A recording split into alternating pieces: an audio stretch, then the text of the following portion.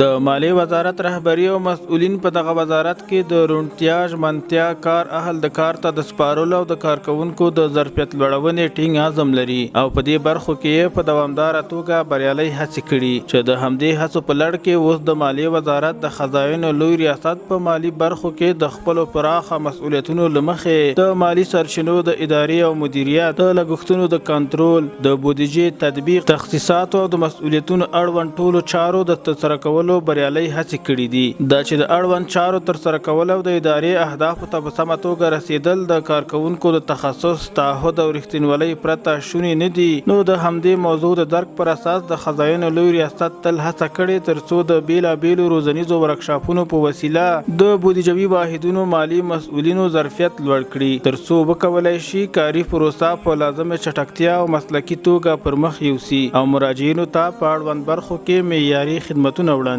کړي. همدې مهمې اړتیا ته په کتو د مالیې وزارت د خزاینو لوی ریاست د یو بېساري اقدام په ترڅ کې د بودیجوي واحدونو د مالي مسؤلینو د ظرفیت لوړونې په موخه د مالي او حسابي معاملو تر عنوان لاندې یو جامع او ګټور درې اونیز روزنیز ورکشاپ جوړ کړ ترڅو د ظرفیت لوړونې په موخه مسؤلینو ته په اړوند برخو کې اړینې لارښوونې وشي. به سلسله ورکشاپ‌های قبلی که ما همیشه با ادارات به خاطر ارتقای ظرفیت و یا بلند بردن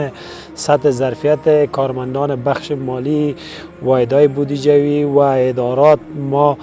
میگیریم. این بار هم ما یک ورکشاپ جامع و وسیع به تمام واحدهای بودجوی، کارمندای بخش مالی و اداری، واحدهای بودجوی که تایم صبح تقریبا 10 ادارش به تایم صبح میه و 10 اداره به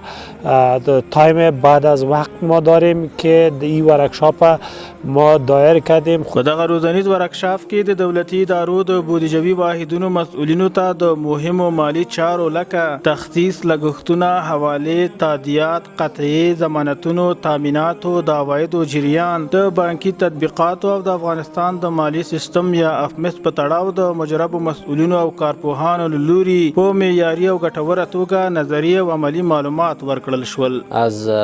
نحوه ارائه درس‌های استادا، راهنمودهایشان، برخوردشان، اخلاقشان با ما بسیار زیاد عالی بود و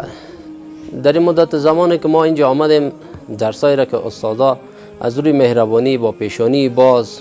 با یک جبین گشاده به ما ارائه کردن خیلی زیاد مؤثر واقع شد. چیزهایی بود که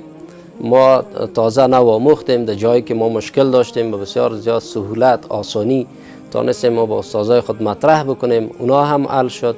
درس‌ها را بر ما خوب واضح فصیح بیان کردن. د یادونې وړ ده چې د مالي چارو اړوند دغه روزنیز ورکشاپ په 2 شفټونو کې مخکې او وروسته له غرمې د 48 وزارتونو او دولتي ادارو د بودیجوي واحدونو مسؤلینو ته د چمتو شوي مهالویش له مخې ترسره شو چې ټول لګښت یې د مالیې وزارت له لوري ورکړل شو.